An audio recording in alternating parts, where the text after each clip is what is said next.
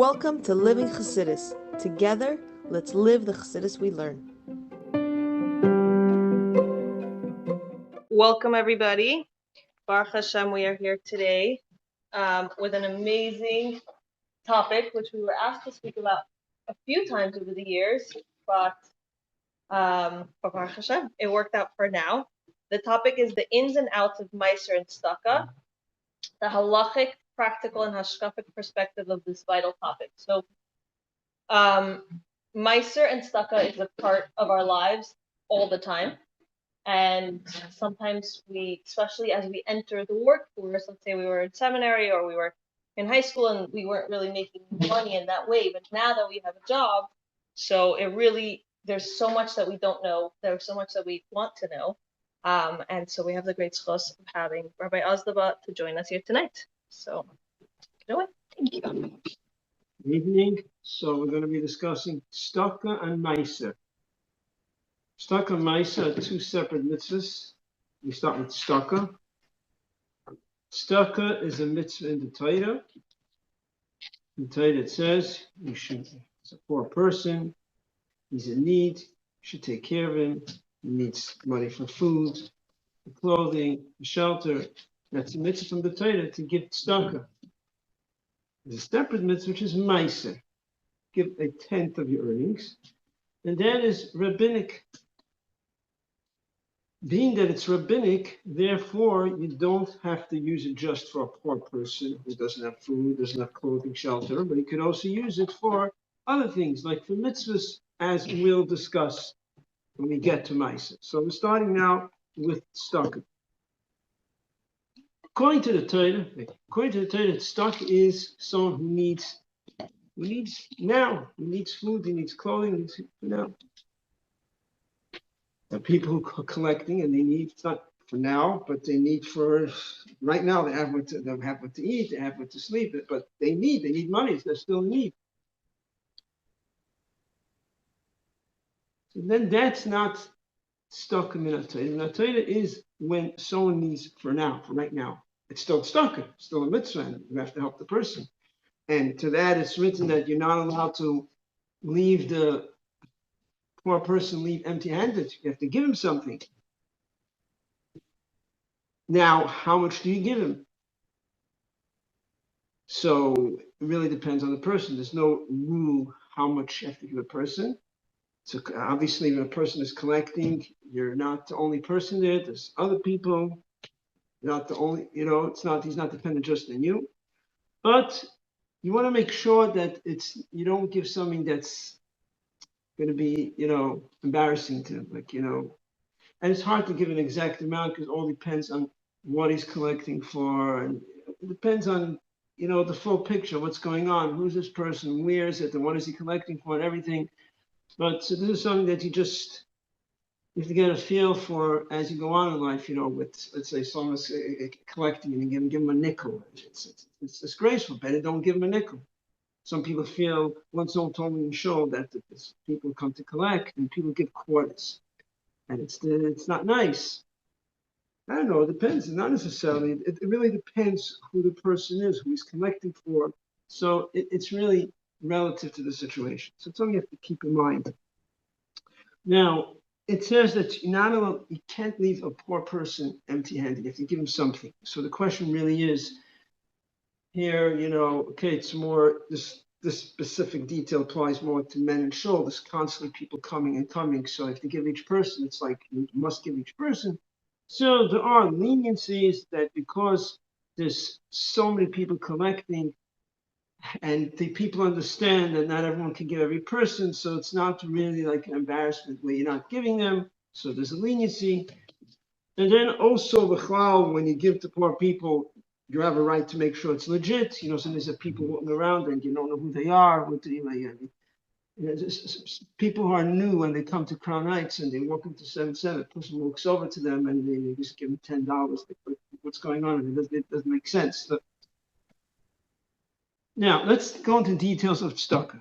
The Rambam brings, there's 8 levels in tzedakah, starting from the higher level to the lower level. The highest level in tzedakah, so we're still not discussing Maaser, this isn't tzedakah. The highest level in tzedakah is giving someone a gift, so it's in a respectful way. Someone who needs money, give him a gift. So it's in a respectful way, like he's collecting. Or you help him get a job. Why is that the highest level of tzedakah? Simple. He doesn't have to go and collect. There's no embarrassment involved. He's done in a respectful way. So so it's still called tzedakah. Because tzedakah means helping. Tzedakah doesn't mean necessarily tzedakah putting a coin in a person's hand. You're helping the person. So that's the highest level of tzedakah. Going from higher to lower. The second one is when you're giving tzedakah and you don't know who you're giving it to, and the person who's receiving doesn't know who's receiving it from. Beis Hamikdash had such a fund where people would put in a place, people wanted to give tzedakah for people who were sensitive people that they couldn't go and collect. It's uncomfortable for them. So people would put there, no one saw. They put money there, so they didn't know who it's going to. And then the people would come who needed and would take from them. They didn't know who they're getting it from. These days, the closest you have to that is a tzedakah fund, like it's an organization, like in Crown Heights, many organizations that help people. That's similar. It's not exactly because the ones running the organization know that you're giving money. So it's not like no one knows. So, but it's close to it. The level below that is where you know who you're giving it to. Let's say you have a neighbor who doesn't have anyone who needs help. You don't want to make them feel uncomfortable. Take an envelope, put in some money, put it under the door. You know what you're giving it to, but they don't know who's giving it to them. That's a step below.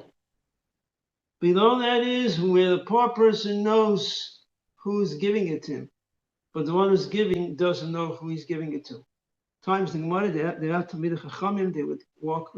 They knew there was a bunch of poor people there. So it doesn't work these days. Okay, poor people, legit, and they walk with a bag of money like this, and they would drop it. So the poor person knows who's giving it to them, but the one giving doesn't know. So that's already a step below. Why? Because the poor person knows who's giving it to him. It's already a step lower. Afterwards, now we go into the examples of regular tzedakah. What within regular tzedakah, you have a person who's coming to you, and then you have when you go to the person. So instead of the person coming to you to collect, the person's money, you go before, you preempt that person, and you call to him, and you give him the money before he comes to you. It's more respectful. So that's a higher level. Next is when you give it to him after he asks for the money, but you're giving him a proper amount. As opposed to the next level that's below that, we're giving him less than the proper amount. Now the lashon is pachus midoi, less than what's befitting. Again, that's relative. It's hard to give an exact amount. It's all relative to the situation. But there are certain types of organizations who are certain people are collecting where people understand that the proper thing is to give, let's say, $1. Just an example. It doesn't work, but there can be situations where proper things you give $1. Let's say in that situation, and you're giving a quarter. So you're giving less than what's proper. So that's a step below. What goes below that? Below that is we're giving it begrudgingly. So you're giving it to the person, but you're like, all right. It's like, as opposed to giving to him like with a smile. It doesn't mean literally a smile, but a smile can mean like your manner is like, the person pick up that you want to give it to them, as opposed to like, okay, again, here you are, even though you're not saying it, but the approach could be, okay, I have to give you again. And so you're not giving it with a smile, you're giving it like, okay, so that's a step lower. That was 8 steps. Now there's something lower than the 8 steps. And that is the beginning with it says panim zoefes, with a sour face, where you're so annoyed with the person. Get out of here, take it, just go. Like, why are you coming here? You can't, whatever. Why? Go, take it, get out. Like you really like. That's below the 8 steps. Why isn't it? But we said there's 8 steps. Why isn't it part of the 8 steps? So which step is it? That's not considered tzedakah. If you give tzedakah to a person and you give it to him with like, get out of here. I mean, whatever. Dafka is whatever your approach with that person is like. You're like just like disgusted with him. It's not. You haven't even done the mitzvah tzedakah. Tzedakah is not just about the amount of money. It's about the feeling the person gets.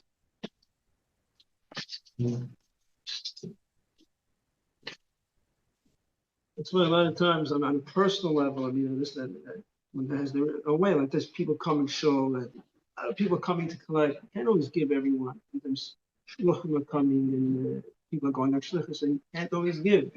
What are you doing? I can't always give everyone. So as opposed to where you could just, the person comes by and you just ignore him. Okay, you're not being rude. You just ignore him. He walks, he's bending over to you. But then he comes out, you can tell. I tell him, so I wish I could give, but I can't. And the person, you see the appreciation that he didn't just ignore the person. You see, mamish, this person reciprocates that he appreciates it. That you understand, and they should bench you, whatever. Sometimes they say, okay, so you can't give, so give me a bracha. It's not just about the giving of the money; it's about the connection with the person.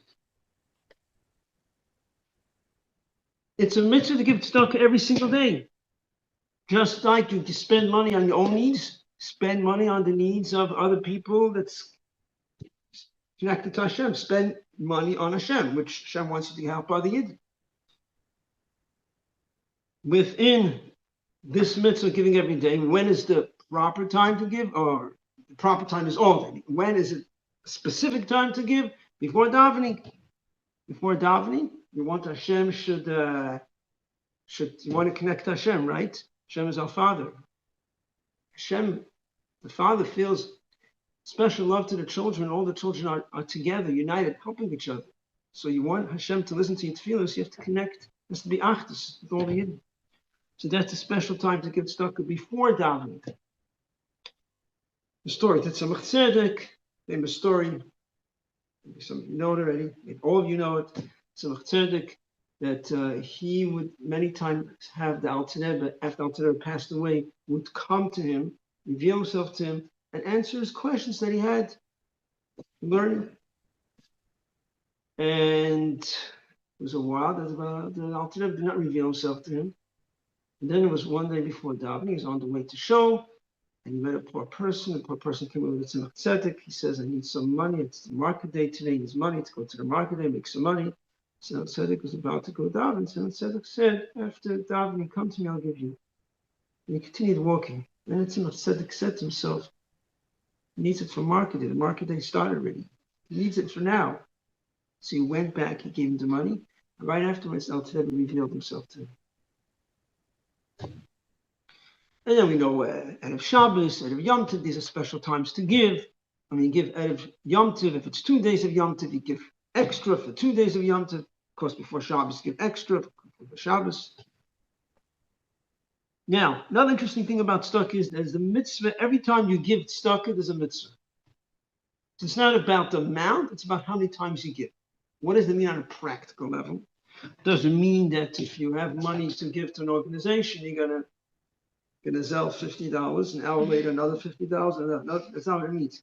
It means that, let's say you want to give a large amount of money. You don't have all the money now. Instead of waiting till you have all the money, you have $50 now, send it. Because every time you send, you're doing a mitzvah. You get more, you send more.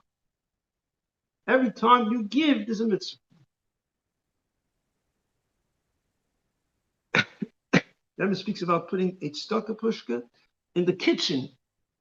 Why in the kitchen?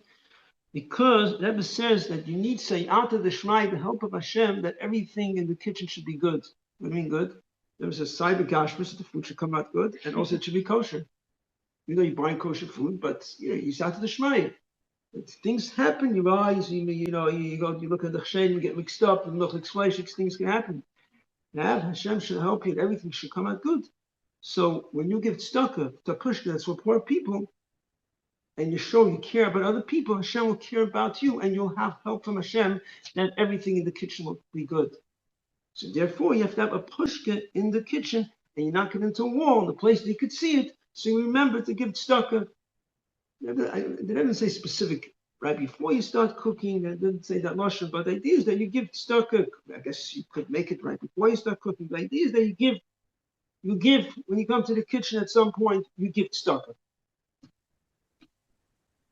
Rabbi also speaks about having the pushka in a car, stories about people who had unfortunate situations, and apparently just before that, the tzedakah pushka was removed from the car. The Rebbe said, make sure you have a pushka in the car. The Rebbe speaks about having a pushka in stores. Even there was a group going on a trip. The Rebbe said, you should take a pushka with them on the trip. Take a pushka with them. Now we're going to go to Maaser. Yeah, absolutely. The first question is, how would a person giving know that the person receiving it needs it for now? As you said, like tzedakah is for someone who needs it now. Right. So the tzedakah minat Torah is a poor person. It's really a poor person, not a yeshiva organization. No, it's a poor person. And minat Torah is a person who's poor, means that he doesn't have what to eat. He needs money now, as opposed to he has, but his budget is not covering it. So that's not minat Torah. That's woman in a bun. So then how does that work in mitzvah having a pushka? Meaning in the pushka, you're just collecting. It's only a technical thing in terms of minat Torah and midrabanan. In terms of tzedakah, it's tzedakah still. Okay. In regards to that minat Torah, it's when a person needs money for now. That's minat Torah. But if he needs for next week, that's not minat Torah. That's right now he's okay. So it's still a mitzvah. That's why it's brought down that you're not allowed to let a poor person just leave empty-handed. You have to give him something. And then if somebody has, let's say there's a pushka and every day they want to get tzedakah before davening. If they have a pile that they already pre-gathered, that should be the coins that they take to give every morning. Does that? Are you still giving tzedakah? Yeah, like are you taking from your own, or you had already separated this money to give the tzedakah? Yeah, but it's the act of putting in the pushka. But people also separate money from Maaser and then they use it for Maaser. So you separate the money to use it to give tzedakah, and now you put it in the pushka. This place is designated for tzedakah, so that's fine. It's the act of I'm thinking in the pushka. I'm gonna do that on my credit card and be pay the organization with your credit card and then take their money. Why not? Remain change. It's not a problem. Okay, so there's a pasuk in the Torah where it says Aser to Aser. It speaks about tithing your produce. Aser to Aser. And Chachamim explained this pasuk that also alludes, in other words, even though the Torah is not speaking about Maaser money, but it also everything has a source in the Torah. Also, even things that are rabbinic have some hint in the Torah. So here, this pasuk is also teaching us that give Maaser in order to get rich. Meaning that if you give Maaser, you'll get rich. Meaning Hashem will take care of you when you give Maaser, as opposed to thinking, I give Maaser, I'll have less. No, you give Maaser, Hashem will give you brachos. Because the word to aser, there's no dot in the Torah on the sin. It's a sin. But theoretically, it could be a shin. It's a sin because we have from Allah sin how you read it. So you read it with a sin. But being that theoretically you could read it with a shin, so that lends itself that the Chachamim are able to expound on this pasuk and say, it says aser to aser. The deeper meaning is aser, tithe, in order that te'asher, so you should become rich. Meaning that if you give Maaser, Hashem will give you brachas and you'll become rich. And it's one mitzvah that's brought down that you can test Hashem with, it says. You can test Hashem. Give Maaser, Hashem will reciprocate. Now, of course, you cannot use Maaser for anything that you are obligated. If you're obligated to do Like with men, they're obligated to put on tefillin. You need a pair of tefillin. Could they use Maaser to buy a pair of tefillin? No, you have an obligation to wear tefillin. So you can't use your Maaser for tefillin.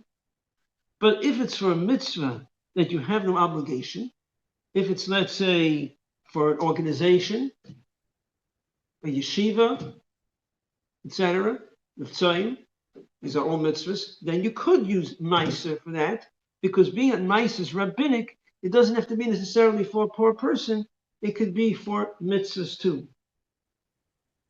Those people will use Maaser to buy tefillin for people on the tzayim. That's okay, you can't use it for yourself, but for other tzayim you could.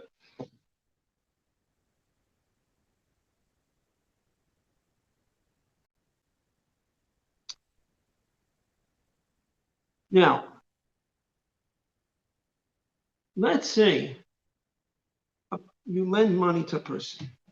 You lend money to a poor person, and poor person can't pay back. Doesn't have any money to pay back. Sometimes people lend money. It's very common that they lend money and they don't get it back. Sometimes they don't get it back because people are taking advantage. And that's why there's less people giving loans these days. People have money. A lot of people don't want to give loans because they give loans and they don't come back the money. Let's say you give a loan to a person and he doesn't have the money. He really doesn't have the money to pay back. He doesn't have the money. Now, could you deduct that from Maaser? According to many opinions, you could. If the person, What do you mean deduct? you have to give Maaser. Let's say you earn, right? You have a certain amount to give for Maaser. Now you gave someone a loan, and he says, I can't pay it back. And he actually doesn't have the money. He owes you $2,000. Could you say, you know what, I owe $2,000 Maaser, I'll deduct it. So instead of paying Maaser, you're like, I already. Right, yeah. Donated to him. It's only, we're talking about if he actually doesn't have the money to pay back. According to most opinions, you could. This is the opinion of the Moshe, who's strict, and he says, only if you intended this way. When you gave him the loan, you had in mind that if he can't pay you back, so now when you gave it to him, you had in mind this is going to be for Maaser in case he can't pay you back. But many opinions say you could. Now, when you're giving Maaser, Do you have to inform that person? no.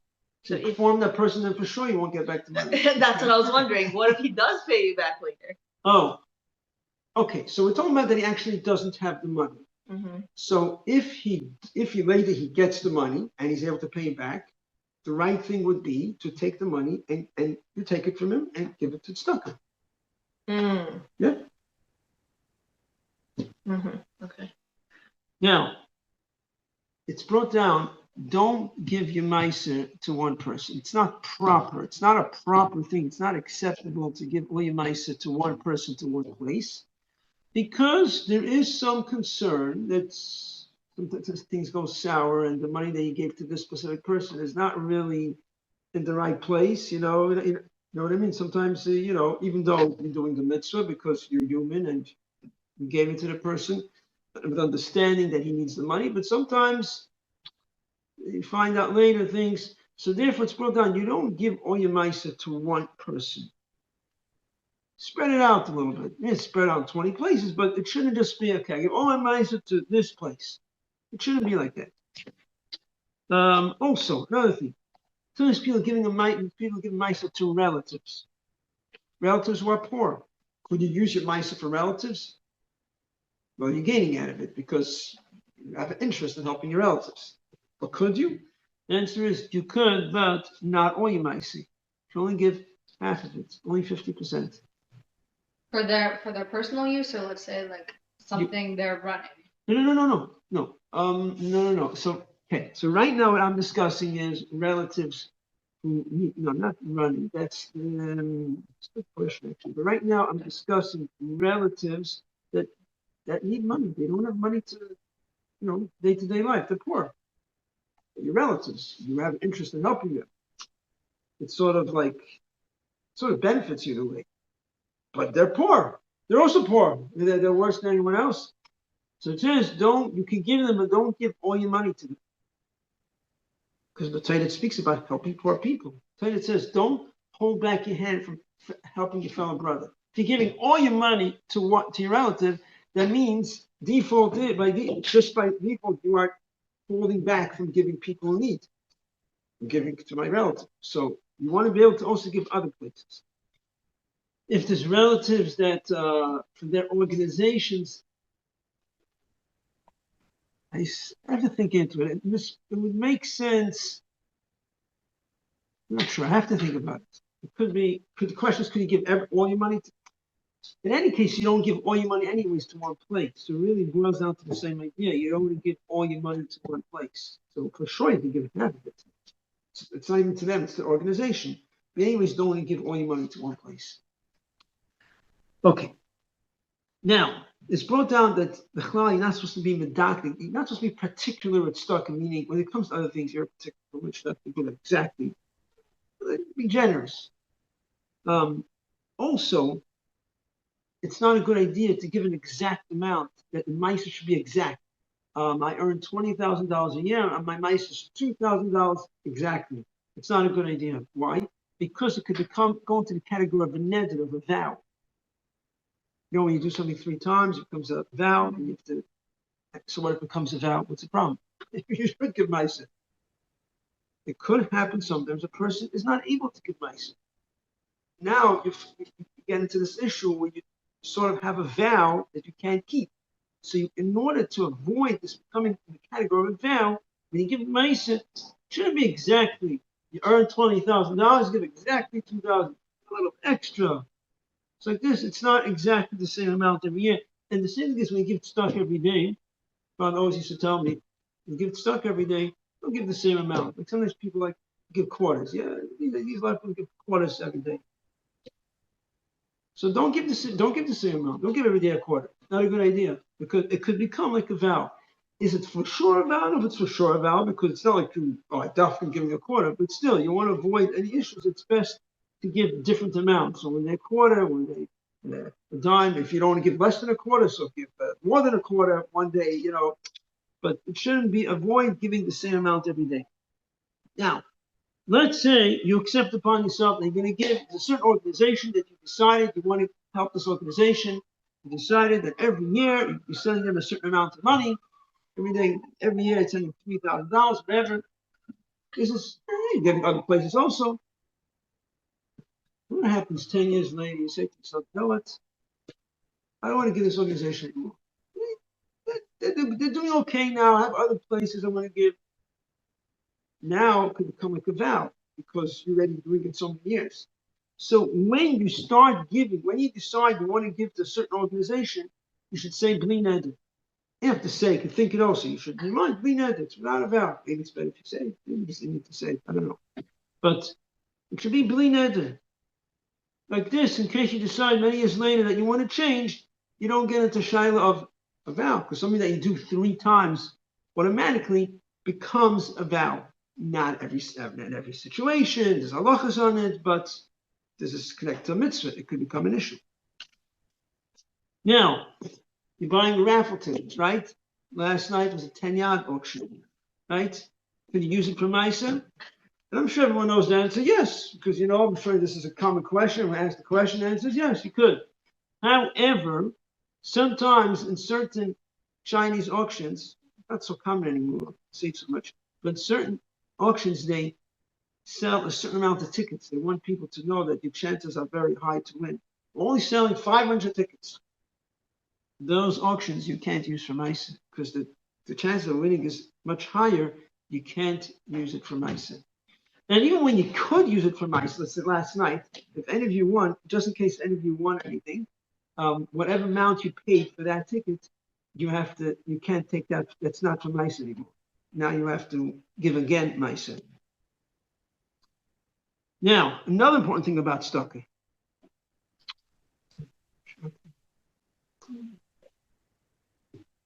Sometimes it happens, a person gets excited and he says, you know what, I want to give $3,000. I plan to give $3,000 to this organization. You said it. You said it to your friend. You said it to the person. Man, who you said it? You said it. Okay. And then you go to sleep. You wake up the next morning and you're like, I'm not going to give $3,000. I think it's too much. I think I want to give $2,000. but because you said it, because it's about tzedakah, it becomes a vow. If you say, you know what, today I'm going for pizza, and you decide, no, I don't want pizza, doesn't matter. But if you say it for tzedakah, it becomes a vow, and you have to keep it. Be very careful. If you're thinking about giving tzedakah to a place, don't verbalize it. Or if you do, if you put clearly in your mind that it's not set in stone, it's not for sure, but don't just say, okay, I plan to give this amount. Be careful, unless you 1,000%, it's like done. So be careful what you say. Now, what about if you're not saying it, but you're thinking it? Thinking, I don't mean thinking like you think like I'm thinking about it. I'm thinking means I mean thinking you decide in your mind. You decide in your mind that you're going to give the same situation. You decide in your mind that you want to give a certain amount of money. You have to keep it. So be careful before you make a decision to be 1,000%. That's what you want to give. Because if you decide you want to give a certain amount, I mean, again, if you're just thinking about it, I think I want to give. Okay, but if you decide, you actually make a decision in your mind, you're giving this amount of money, then you'll have to keep it. You can't go back on it. Now, when you're giving tzedakah, when you're giving Maaser, you don't have to wait until you earn the money.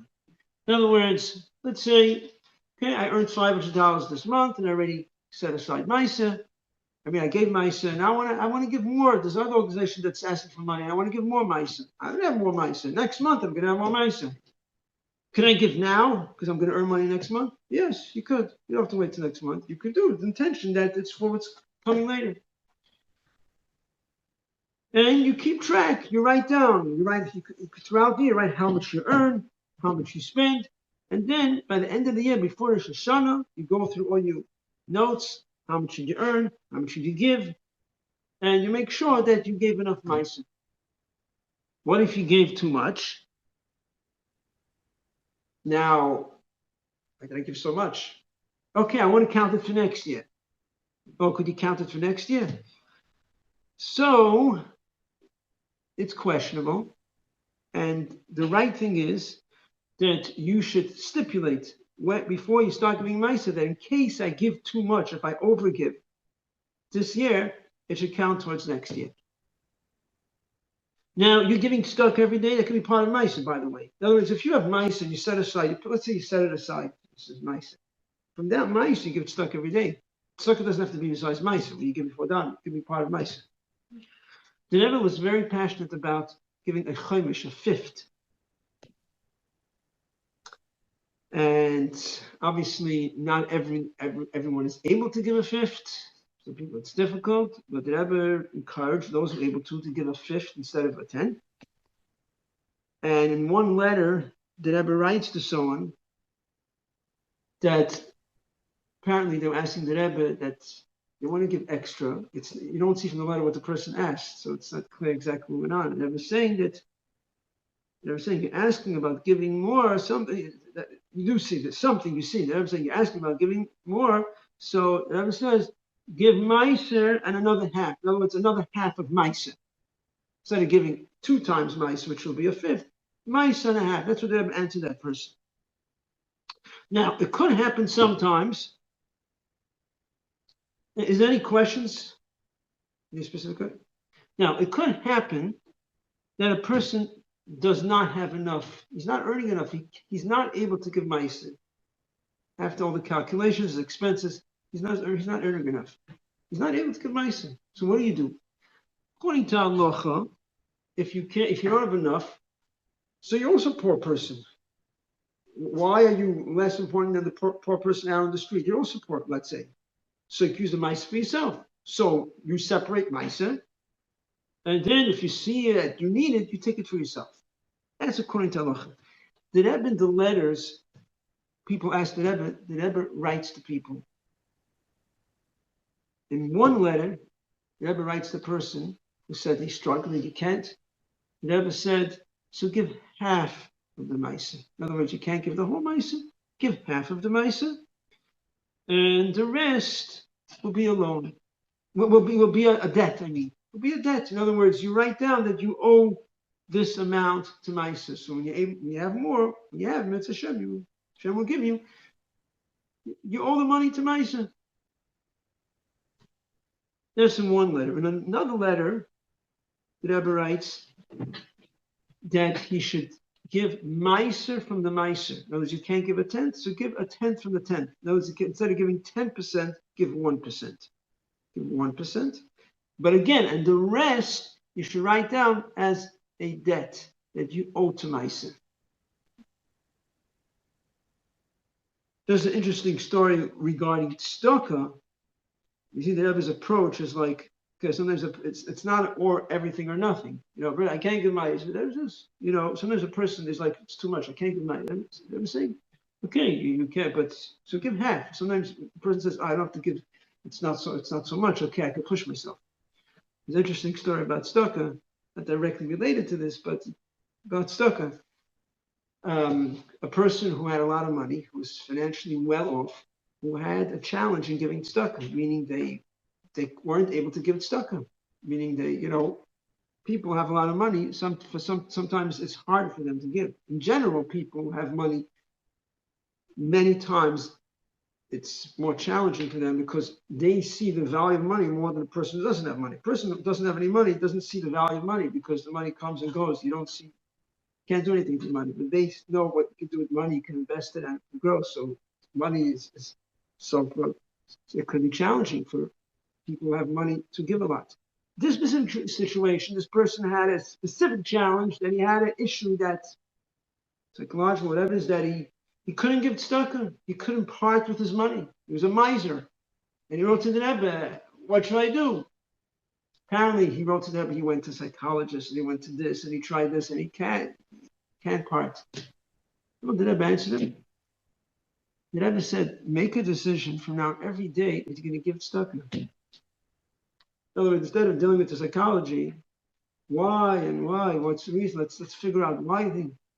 Start giving every day tzedakah. They didn't say how much. So it's like, it's not everything or nothing. The guy who's rich could give, who knows? The Rebbe says, just start giving tzedakah every day, slowly. You do things slowly, and you start building up. Start giving every day tzedakah. And apparently from this, you start giving every day. So you didn't say how much, give a little, then he gave more. And apparently he got out of his issue.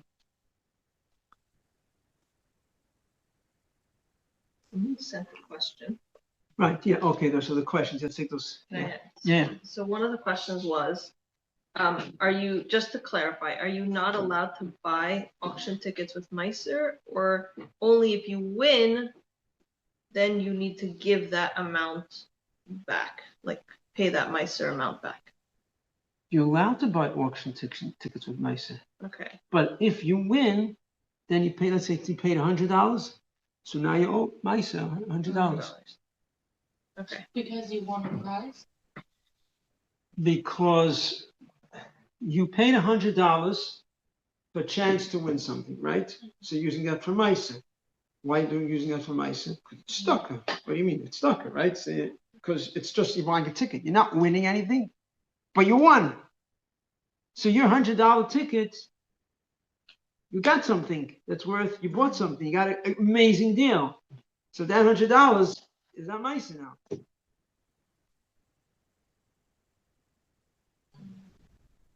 Yeah, any other questions? Yeah, can you use Maaser for tuition? Oh, okay, tuition. It's the big question about tuition. So to start with, tuition cannot be with Maaser, because any time that you have an obligation to do something, you can't use it for Maaser. You have an obligation to take care of your kids. Now, there is a leniency for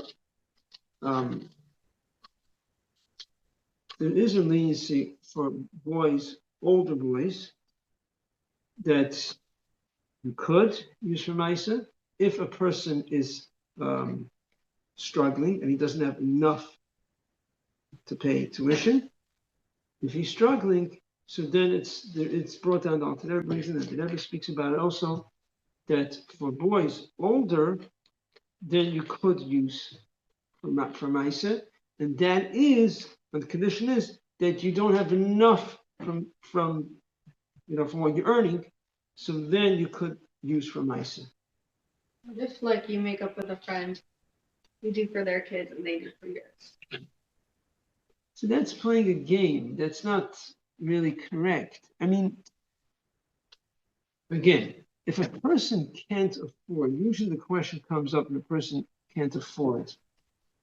So the thing is, if a person can't afford, so just like we just said before, a person can't afford, you could use the Maaser for yourself. Let's say you need for your own needs. So now it's part of your needs. You need to cover tuition. So if in that category, they're actually not earning enough, so then you could do that too. But then it's not that you're using Maaser, it's just that you're exempt from Maaser because you're not earning enough. So you could use Maaser even for your own needs. For days for food, you could use. So you can also use for tuition also. Yeah, understood? How does it work with vice days? For example, let's say donating to an organization that helps the community. Right. So that's what we discussed before, that you're allowed to give for tzedakah. Being that Maaser is rabbinic, you could use it for tzedakah. Tzedakah that's helping, like with Tzayim, Chabad houses, that's helping the community. For sure, you could use Maaser for that. 100%.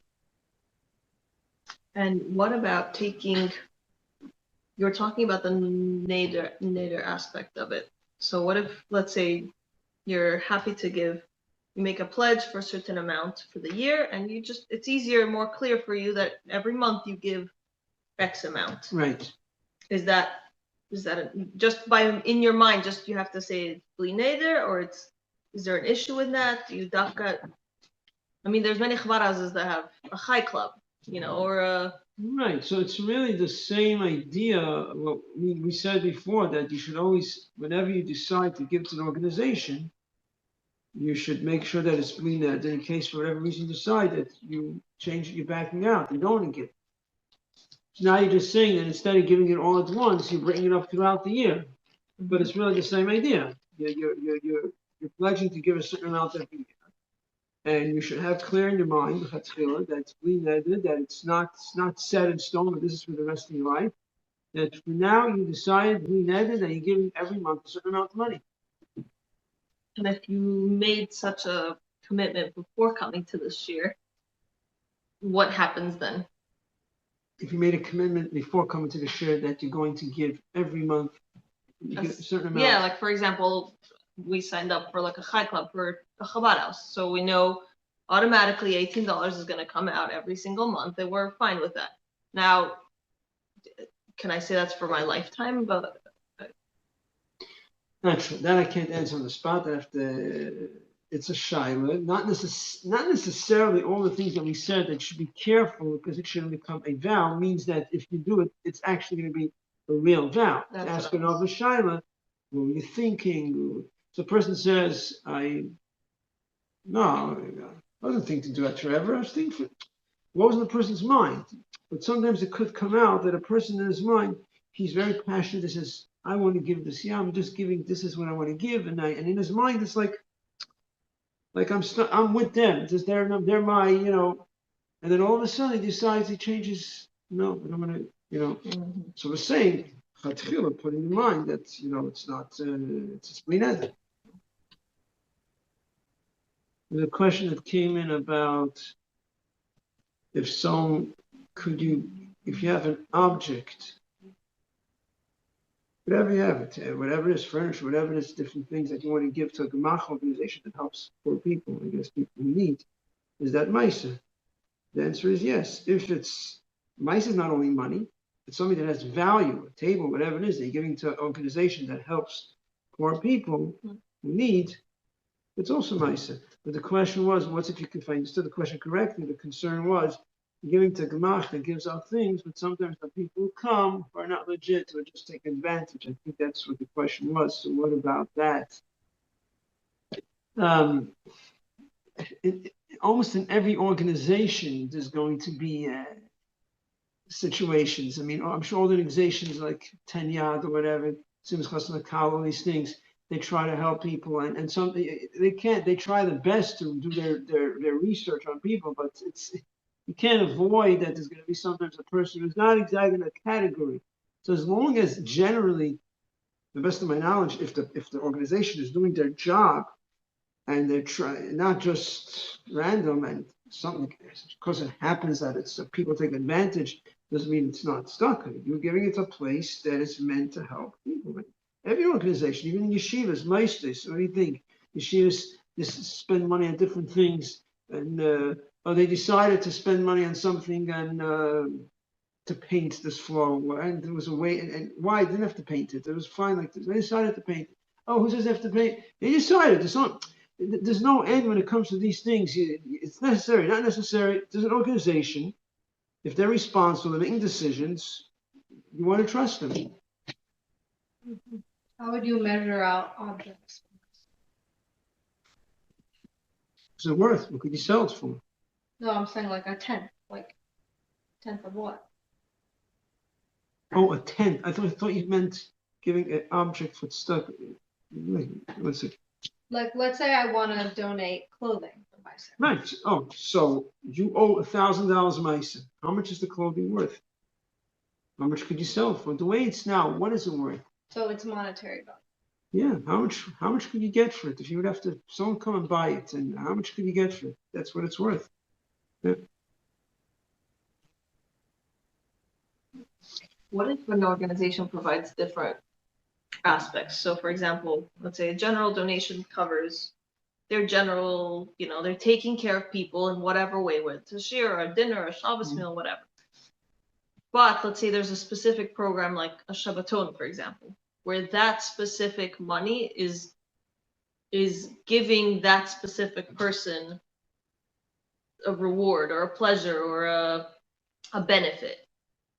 Can Maaser be used for a program? What do you mean they're getting the ones who are going to Shabbaton are enjoying something? Correct. Every yeshiva does programs for the kids, and they spend money to take the kids places, and it's part of the expense of the yeshiva because they feel this is what you need to fuel the yeshiva. So the kids should be excited and reward them, and it's part of the growth of the students. It has to be done again, but it has to be done with thought. It can't just be splurging. It can't just be okay. We're going to go to great adventures. Like it has to be thought out. Yeah, and has to and if you could, and you have to try to minimize on spending also. Like if you could take a regular bus, don't take a coach bus. You know what? Unless you feel it's going to make the traveling on a regular bus for 6 hours is going to drive you crazy. It depends. It has to be thought out. It can't just be like people like just have a lot of money, just they don't think about it, just spending. The organization has money. No, it's stuck money, and it has to be done with thought. Yeah. So thought has to be put into it. That's for sure.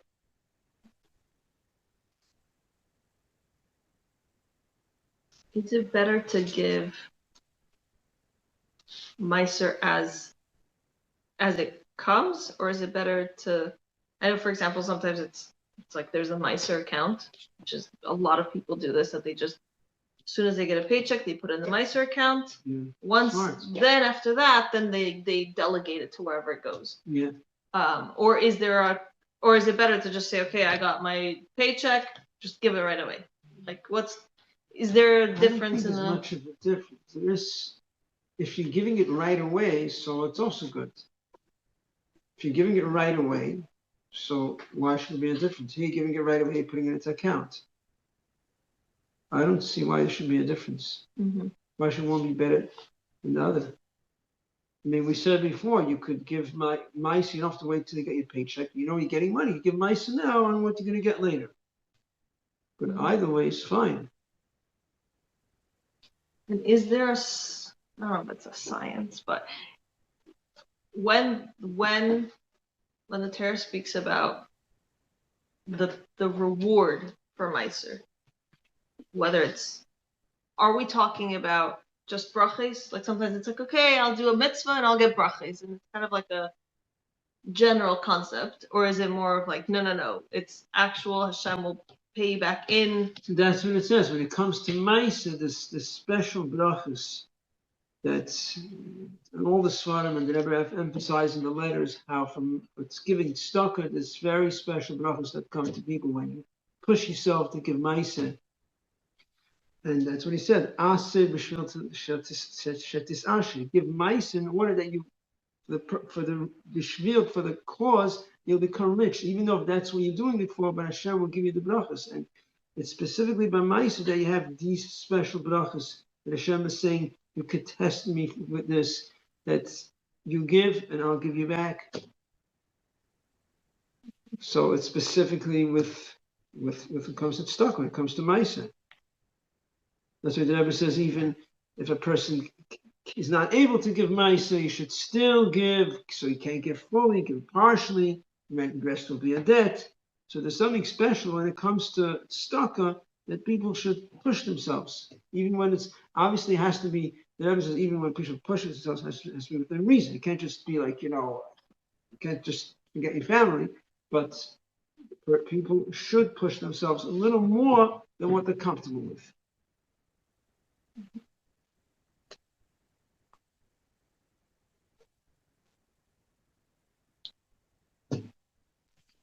If someone, I mean, I don't know if you're touching, but if someone like doesn't make that much difference, whatever, they're like, I guess, The what? a Rav can give like, I don't know. I mean, it's rabbinic. Maaser is rabbinic, yeah. I'm saying like, do they like you just give less amount? Like, depending? Could a person give less Amount? less than a tenth? Yeah. Why would they give less? They're not able to? Yeah. Right. So we said if a person is not able to, meaning the money they're earning is not covering their expenses, halachically, they could take the mice that they separated and use it for themselves. If they need the money. But the Rebbe writes in a letter that still a person should push themselves and give something. So he said in one letter, the Rebbe writes that you should give half of the mice. The other letter, the Rebbe is writing a tenth of a tenth. So it's put in percent. In one letter, the Rebbe is saying give 5%, and the other 5% will be a loan. The other letter, the Rebbe is saying give 1%. Why the Rebbe wrote like this and like that? We don't know. The Rebbe wrote to different people, different times. The letter that was 1% is a later letter. So I don't know if that means the Rebbe changed as the times went on. I'm not saying that's what it means, but there's talking to different people, whatever, different situations. Yeah, is that answering your question? So just depending on your situation. So, yeah. So I guess that could be what it is. Person, I guess there's different. Depends on the situation. Here you see that Rebbe wrote like this and like that. That means obviously this probably has to do with that too. A person should push himself to give something. It's not like it's not you give nothing. You still have to give. You have to push yourself. Is that like also like when you normally give like 10%, but you're going through something and like then you would like that? I guess that's what you're saying about the negative. Is that what you're saying about the Then if a person is having a difficulty and they can't give 10%, so they give less. Yeah. But the rest you should be a debt. You write it down that you owe money to Maaser. So eventually, when you have money, you'll be able to pay it.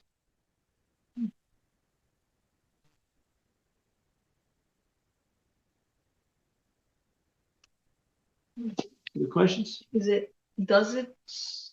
I guess this kind of contradicts this concept, so I'm curious. If someone, let's say, really, they themselves need it, could they put it in the Maaser account? I think you mentioned this before, but how would that work with the debt? Meaning they put in their Maaser account, but then from the Maaser account, then say, okay, well, my regular account is at empty, and I still need to buy food for the Shabbos or to survive. Right. So therefore, I'm going to use the money in the Maaser Right. account. If that is so, do you still put it as an owing? Do you still owe Maaser? Yes. Yeah. Oh, so basically you're According to not. what the Rebbe is writing, that's what it comes. That's what Uh-huh. that's what the Rebbe. Halacha. According to halacha, no. Okay. According to the letter of the Rebbe, it comes out. If I understand correctly, that's what it seems the Rebbe is saying. That no, you should give something, and now you can, so put it as a debt. In other words, the Rebbe's approach is you can't. So what are you gonna do? So no, you could. Well, you can't. You need to. So the Rebbe says, okay, take it, but to write it as a debt is not going to kill you. You're still going to have what to eat. So write it as a debt. So you own. In other words, why let you off the hook? The Rebbe's approach is let you off the hook because you actually need the money. Fine. Okay, we're not going to starve you. Yeah, but debt, write it as a debt. When you have money, you're able to pay. Why? In other words, so you're still giving Maaser. You still will giving / will be giving Maaser. So in other words, you're not. It's not like okay, no Maaser, no mitzvah Maaser is over because debt. So you eventually you'll pay. Comes off the Rebbe that the fact that that's my that doesn't say clear. My understanding is the Rebbe is saying you give Maaser, you get brachas, right? So if a person is writing it down as a debt, that's also he's giving Maaser according to his ability. For him, that's giving. He can't give. So writing it down is also giving for him. So that's also that itself that he's obligating himself to give. That's also giving brachas. That doesn't say clearly the letter. Now it dawned upon me that I think that's the pshat. That because you obligating yourself, you're writing it down as a debt. So you're pushing yourself to give more than you could. How could you, if you can't, how could you push yourself away? Writing down as a debt is also pushing yourself because you say, I'm going to give.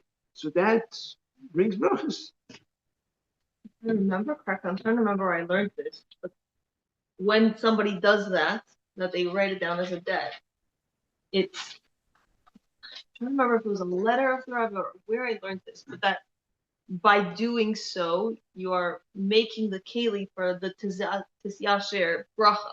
Like when you're writing that as a debt. Yeah, what I was saying. So if right, says right. so, That's what I I'm saying. didn't see it, but it makes sense. Could be says it somewhere else. Right. But it makes sense. It's just simple. But according to the like how the same dollar that you're keeping for yourself. When you keep for yourself, it's $1. When you give it to Maaser, it's gonna come back at $10.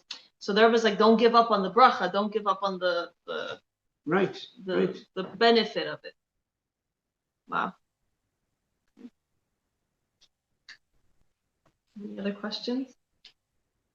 Yeah. Simple words. Tzeddakah is a very, very special mitzvah. Very special. I think we had one more question. Yeah. Can you use Maaser money for things you need for like shidduchim, like to pay shadchanim? For yourself. Yeah. Right? So the answer is initially no, because anything that you're obligated to do, you can't use for Maaser. Anything that you need is for yourself, so you can't. But again, if a person can't afford it, and so then you can take from the Maaser account and use it, but then write it down as a debt and still give some of the Maaser. Thank you so much for Osdoba. I really, really appreciate it. I learned so much. Thank you.